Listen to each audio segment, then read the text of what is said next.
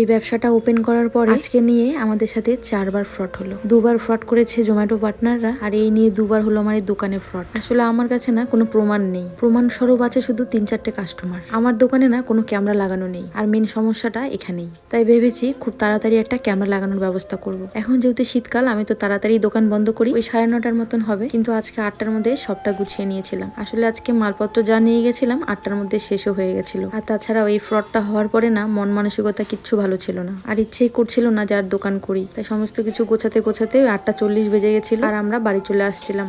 আমাদের সবচেয়ে বড় অপরাধ হলো মানুষকে বিশ্বাস করা। আমাদের কাছে না কাস্টমার হলো ভগবান, আর কাস্টমারের সাথে কখনোই খারাপ বিহেভিয়ার করতে পারি না আমরা। শুধু আমি কেন, কোনো ব্যবসায়ী এটা করে না, আর কাস্টমাররা ঠিক সেটারই সুযোগ নেয়। সত্যি মন একেবারেই ভালো নেই, যেহেতু আমার কাছে প্রমাণ নেই, সেজন্য এর থেকে বেশি কিছু আমি তোমাদের বলতে পারছি না আজকে। আর একটা কথা হলো, মানুষ তো ঠকে তারপরেই শেখে। আমরাও হয়তো এইভাবে ঠেকে ঠেকেই শিখবো। যে ড্রেসটা আমি পরে গেছিলাম আজকে দোকানে, এই ড্রেসটা আরো একদিন আমি পরেছিলাম, আর ঠিক সেই দিনও আমার সাথে ফ্রড হয়েছিল। তাই কোথাও যেন মনে হচ্ছে এই ড্রেসটাও আমার জন্য আনলাকি, আর আজকের পরে এই ড্রেসটাও আমি আর কোনোদিনই পরবো না।